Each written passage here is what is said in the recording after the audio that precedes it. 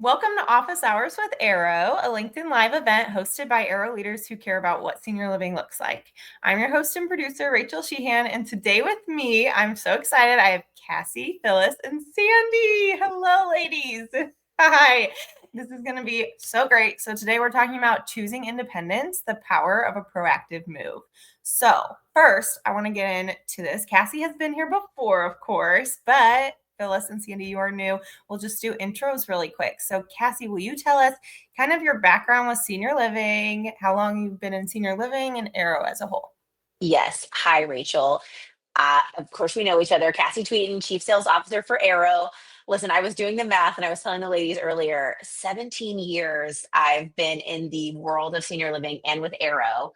And the majority of my life has been in the sales environment. I did a small stint in new development, like setup. I did a very small stint in fitness and programming, but my life is sales. So that's me. So awesome. I love it. Phyllis, how about you? I'm Phyllis Wiley, and I have been with Arrow almost 7 years. And I started out with my license in 1996 and have worked in skilled nursing. I did an 8 year stint as the director of the Center for Pain Management at Mercy and 4 years as a hospice administrator. So obviously, I had a lot of experience working with seniors and aged, and that developed my love. And I'm just glad to be here. Very cool. We're glad to have you. That's a cool background. I didn't know that all about you. Very cool. Sandy, how about you?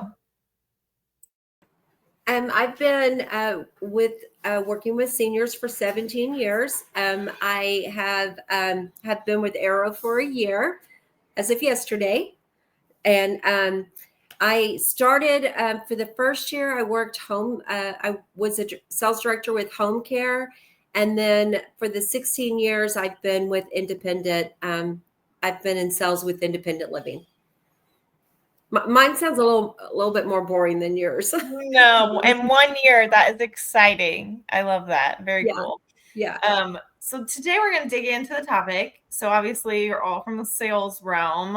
So we're going to dig into like choosing independence before you have to choose independence. So Cassie, I want to kind of just start off with you. Like, what does independence really mean? How has that idea evolved in senior living? I'd love for you to speak on that. Listen, I love this question and I love this topic because I think specifically for us, and of course, we pick Sandy and Phyllis for this topic because they live their best life in helping seniors choose independent living or independence in general. I think for me, independence means choices, having the ability.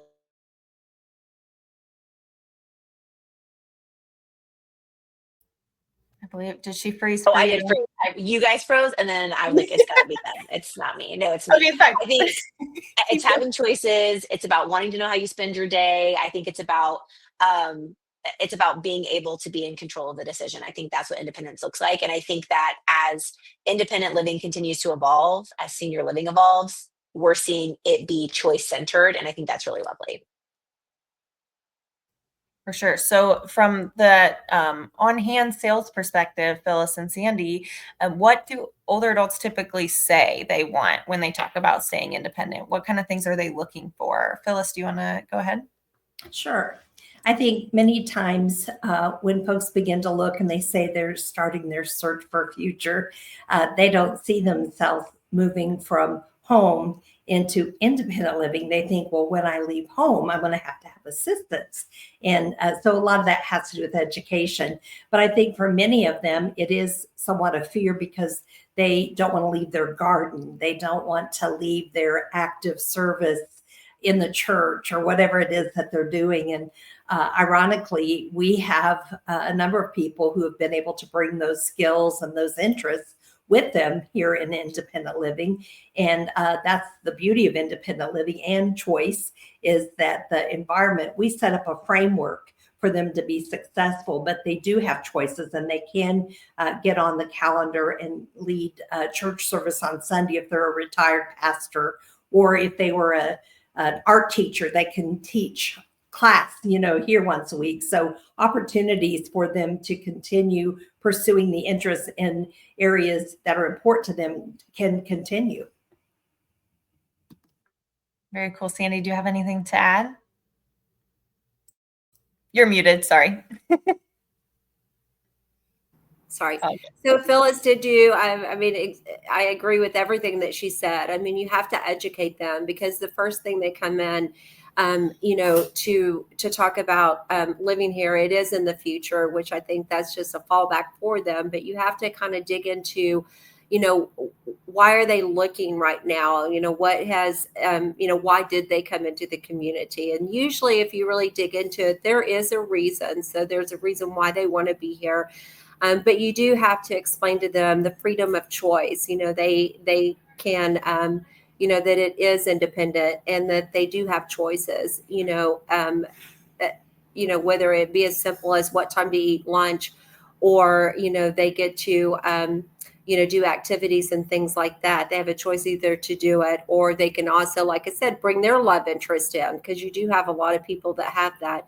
But also explain to them, that they are, even though we're independent, there is like a umbrella or a safety net or something like that, that if something were to happen while they're here, they should have that peace of mind, knowing that our community can care for them during that time as well if something comes up. Cassie, did you have something to add? How did you know? No, I think what I love about what both Phyllis and Sandy are saying is like, and this is actually sales word for the year. Like we all pick a word for the year. Our word is empowered.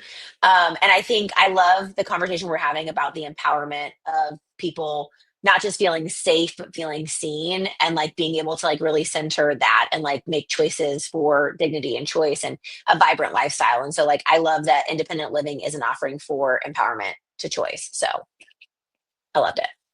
Yeah, and I think Rob just put in the chat, like many don't understand what independent living is. And I think that's obviously your job to explain, but it's a great thing too, once you have those residents who can explain to their friends, like this is something where I can be connected to people. I know my grandma would have loved that when she was alive. If I knew back then, I wasn't involved in senior living yet, but it's just like being around other people and that safety net, like you were talking about. So very cool. I did want, Cassie, if you don't mind explaining, like, what is the difference between a proactive and a reactive move? I love this. I love this question. And I feel like it is our forever battle. So the best way that I can describe proactive versus reactive is proactive is intentional. And if you are making a proactive choice, you're doing it when you have access to options, when you have the energy to do it, and when you have the time to decide. And I think reactive is just that. It is, I'm operating out of crisis and something big has happened, and no longer am I making decisions based on a plethora of choices. I'm making them based on what's left. I'm making them based in a super high stress situation. I'm making them when I feel really like high emotions. And so, I always say the earlier the conversation, the better the outcome. And I think the sooner that you're looking or you're educating or you're talking about it, the stronger you feel and the more in control you feel. So to shorten it, proactive means I have intention and I have time and I have energy. Reactive means I am responding to something bad. I'm under stress. I have limited options. And our goal is always that we're helping people make a proactive choice in any level of care, but definitely in independent living. Yeah. So Sandy, what have you seen? Like what changes when somebody chooses to move when they're fully independent versus that kind of, crisis situation? Oh, you're muted again. Sorry. First of all, you have to, there's a reason why they've came in. I mean, and we talked about that a while ago. So for most, most of the time you really need to start digging in and find out what that reasoning is. Maybe in the back of their mind, they're like, they have questions. They just don't know how to approach that question. So at that point, you really need to sit and have that conversation, and, talk to them about, why they were even thinking about independent living, and sometimes you find out it's because that they're lonely. And then you need to, focus on that. Let them know what we do offer. That we are, being able to choose a community, before it's you need the need, gives you that opportunity that you can still enjoy the things that we offer. You can still do the field trips. You can either, do the activities or lead the activities, or, you have that opportunity to do that. You're not, you're not making those choices when you have to make those choices. It gives you that availability. You can pick out, location, as simple as a location in the community. You may like that that 2-bedroom on the 3rd floor that has the beautiful view that may be the furthest from the community, but you just have to have that conversation, sit with them, and find out exactly what did bring them into the community, because 99% of the time there is something that brought them in, and just sit and have the conversation with them. For sure. Phyllis, anything you want to add? Yes, even though individuals can still clean house, cook their food, and so forth, that time where pulling the sheets off the bed, reaching, and that being a little bit of a challenge, and having to cook that meal standing up, hurting your back, cleaning up, you can still do those things, but how nice to be able to know that it can be done, and that time that you have isn't toiling and tasking, but rather you're enjoying. You can socialize. And also, if there are things that, well, my daughter helps me, you don't have to worry about depending on family as much, so that the quality of life you spend with your family, they can be your family and not your helpers. Listen, I would love it if somebody cooked and cleaned for me. I would move right in. Cassie, you've had residents that you've moved in who have lived like 10 years at the Fremont and things like that. So what things have you seen with some of those residents? I think the part that whenever I talk about why I do this job and why I've been with the company for as long as I have, it is about those people that you really get to know. I mean, we really have a great job where like our job is just spent getting to know somebody and spending time with them to help them problem solve, and using our professional experience to help people make, educated and informed decisions. I think um, one of the things I love about it is being able to meet somebody in a moment of a lack of clarity, and to be able to kind of get in there with them and help create clarity for them and see them have just beautiful lives from that point. I think one of the things I love about senior living is the struggle that we have about the unknown, right? I think like when we hear somebody say that they're concerned about making a move, it's because of a fear. We don't know what this could look like. And I think as humans, we always assume the worst. And I always tell my team, like, moving into senior living is not a logical choice. It's an emotional choice. And when we say no with logical problems, but there's an emotional underlying piece to that. And I think one of my favorite things is seeing someone kind of come in and then understand how they can have a thriving life after that and live for even longer and elongate their time in independence, because they were having supplementary experiences around what Phyllis will talk about or Sandy will talk about. Like, we're conserving that energy for them to be able to use towards a longer life. So I really love that. For sure. So Phyllis and Sandy, like what things do you typically hear that hold people back from moving in? And how do you kind of get over that? Phyllis, I don't know if you want to go first. Often I will hear them say that they want to save their money for their kids' inheritance. And ironically, more times than not, the kids would really rather them spend the money, because our society and culture has changed where probably the children may have more funds even than their parents possibly. So the need for that inheritance is really no longer necessary. And I think most of the family would like to see their loved ones enjoy the money on themselves. That's a common one I hear. Go ahead, Sandy. And that's right. That is one that they always bring in. They think that they do need to leave their children money. So I have to agree with that 100%. The other thing that I think that I deal with a lot is that, they are not prepared to sell their home or get rid of all the things that they may love. they're not really wanting to downsize. But when you really start digging into that and asking them, they may have a 3,000 square foot house, but how much of that house are they really living in? And I also have experienced that, you have to help them through those things. You have to help them get over that hurdle. A lot of families aren't able to do that. And some of the people that we've moved in doesn't have family. And we're actually dealing with that now. We have to go to their house. We have to help them out with furniture that they can, see themselves living in this 1-bedroom apartment. And I want to bring this, and this, and let them know that you can do that. Help with some resources, find them, real estate people. But when you really, like I said, when you start talking to them and finding out, it is what money related, they do want to leave it to the kids, or they just don't know where to start. And those to me are the two biggest obstacles. Yeah. Cassie, do you want to add? I would say we oftentimes hear, I'm not ready yet. And I think that when we dive into why they're not ready, like ready looks different for everybody. So we really can't, I think that our natural response would be like, oh yeah, not ready, got it. And then just not ask follow-up questions on it. And I think that like that's a disservice we do to people who say they're not ready, because oftentimes not ready is, it feels messy in my brain. And I need to figure out how I kind of organize it out. And I think that not ready yet is not about timing. It's about the fear. And I think that it's about the tasks. I think what Phyllis is speaking about when she talks about money, that's guilt.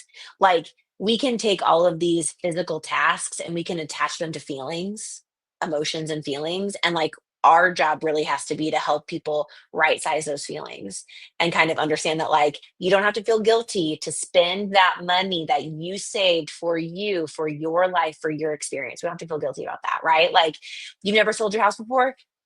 People sell their houses every day. I have somebody who buys and sells the house, like they are changing their clothes. So like it's not about not being able to do it, it's about not knowing how to do it. And so I think that like you've got to hear that objection. And we've talked about this before. We talked about the STEP method, STEP. You need to be able to sympathize with somebody about the fact that the problem is hard. You need to be able to talk through with them about what feels hard. You need to be able to examine those things together to identify what's the hardest part, or how do we kind of order these in for you. And then you need to help them make a plan. And I think that like, that's the powerful part about what we do is like, let's step through this objection. Let me help you make a plan. Because I do think we all do better when we feel powerful in the choices that we're making, or we feel like we're doing the right thing. So I think I'm not ready yet. And what does that feel like? And then how do we help you put that feeling into perspective? For sure. Yeah. And thinking about the things you all do through your job, it's just mind blowing to me because you do deal with so much emotion. Like this is a big change for people. And so saying I'm not ready is because, yeah, they just maybe don't know all the things you can help with. So very cool. We did have a question too. Bree asked, is there a time that really stands out that you were able to walk someone through those hurdles? I don't know if anyone has an example for that. I remember a time. So it was a couple. They were living, or they were going to come live at the Fremont, and he was a retired pastor, and they were very involved in their church, and he had declined, and I had worked a lot with his wife. And we had made a decision on where they were going to move in into independent living, because they didn't really need care. They needed community. They needed people. They needed, she needed to have an outlet because a lot of her time was being put into her husband. And I remember her saying, well, our final move is to have our pastor come in and take a look. And the pastor came in and he advised them to go a different direction than we had decided on. So instead of going into our independent living community, they wanted to be out in a villa somewhere. And I remember talking to the woman, I'm trying not to use names because I think she still lives with us. And she's crying and she's just so emotional. I know he thinks that's the right choice, but it doesn't feel right with me. And what should we do? And I remember I had moved into a closet. I'm sitting crisscross applesauce on the phone talking to this woman. And I was like, it's not 1950. Like you get to decide what you want. And like, I will sit with you in that conversation. And if you know that this is what is best, then I'm with you. And I ended up sitting down with her and helping to mediate her conversation with her pastor, because like she knew in her heart, this is what she needs to do. And like, it wasn't in my job description. Like nobody was like, you need to go toe to toe with this man over whether or not it's the right choice. But I knew that she needed that kind of support. And and they moved in and they lived with us for a very long time. And he ended up passing away. And she still lived there. I think she has progressed through to our assisted living and now to our memory care. But that's been 10 plus years that we were a part of her life and were able to kind of hold her through the passing of her husband. And we wouldn't have been able to do that if we had stopped at, he says it should be something different. You know what I mean? So it's like, it's that commitment to that thing. So I don't know, Phyllis or Sandy, if you've got moments, but like, I mean, that's why I do it. I do have one that recently moved in who'd actually been on our wait list probably since we opened here. And every time we'd call out, she said, well, I'm just not ready. I'm just not ready. And again, trying to delve through and, as you say, hold their hand and figure out what it is they're not ready for. And it was for her sense of community. They had a once a week Thursday coffee club, and she was afraid to miss that.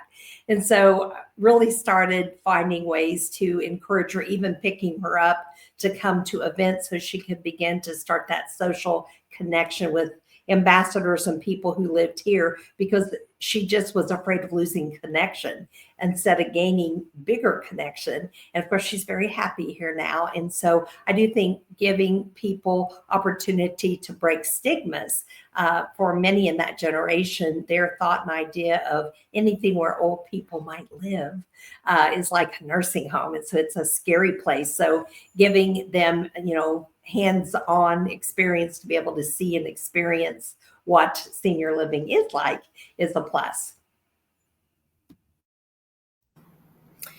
Well, several stories do come to mind, but I guess one of the ones that I remember more than anything is that we had been working with a lady for years trying to get her to move in, and she finally called and she's ready, to make this move. And she didn't drive. So she asked me, she said, can you come over? Can you pick me up? I want to go to the community. I want to have lunch. And I'm so excited. I'm like, sure, I'll be right there. And I go get her, and she's in the front seat, and she's like, hon, she said, I really want a new dress for when I do move in. She said, can we stop at this dress shop?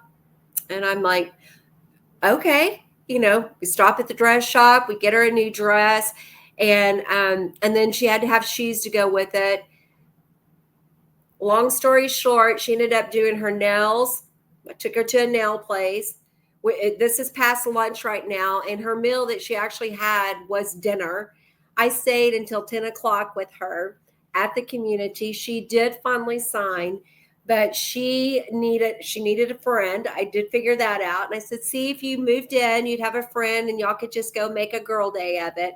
But yeah, I guess what I'm trying to say is that it is different when they are independent and they do have choices. And not only do they have choices, they can either move in or not move in, but there's the competitors as well. And, we have to also keep that in mind. So, every time when I have somebody that comes in, in the back of my mind, I'm always thinking we need to go above and, make sure that we are different, that we can show that we love them and that we are really interested in them and not just a warm body. So yeah, I don't know why that's been years ago. I don't know why that did come to my mind, but yeah, that was one of them. And like I said, I would do that for anybody again today, just to try to help them and make them comfortable and move it into a community. I love that. That's awesome. The things you do, you just go above and beyond. The answer is always yes, right? So very cool. And you got a girl's day out of it. So I love it. So for each of you, if you don't mind, could you just give a piece of advice you'd give to somebody who's thinking about independent living? What's a practical advice? Cassie, you want to go ahead? I would say for a person themselves or for an adult child who wants to start to have that conversation, I think education is key. I think that people get caught up in their grandma's nursing home and they are judging it harshly without seeing it. And so like my first step would be like just a quick Google will find you lots of, like Sandy was saying, competitors in the market, lots of people, and like just get yourself invited to lunch, get yourself invited to an event, like just come in and acknowledge that it, and just see what's out there. Like I think step one is just kicking that tire. What does it look like? So that would be my suggestion. Sure. Phyllis, do you have anything? Well, I mean, mine's going to be very similar to what Kathy said. I do usually tell people because there are lots of choices. And if they are kind of thinking about it, first thing to do is if you're on the computer, look at Google reviews, see if there are like Joint Commission or US News Best, because that's setting the stage of what quality is that they don't have to worry about. Looking at the reviews to see what people are saying who have experienced the community. And like Cassie said, it's getting their foot in the door. Try the food, look at the people, look at the community through your own eyes, and check to see if you feel you could fit in there. And that's a good plan to give them a little bit of peace of mind. Yeah, RSVP for Phyllis's barbecue. That's what I hear is happening. So come to a prospect event. Very cool. Sandy, anything from you? Yeah, I guess my biggest thing is I kind of like to end the conversation is letting them know that they're not giving everything up. You know, they're not. They can still have that, but they're starting a new chapter. And why not start the chapter with us? You know, ask for that. What can we do that we're those people that you want to start that new chapter of your life with? Well, ladies, I think we did it. That was amazing. Thank you so much for the insight. Next week, we will be here again. We'll miss the sales ladies with me, but we have another exciting topic. So join us next week. I hope everyone has a happy 4th of July. I will see you all later. Bye.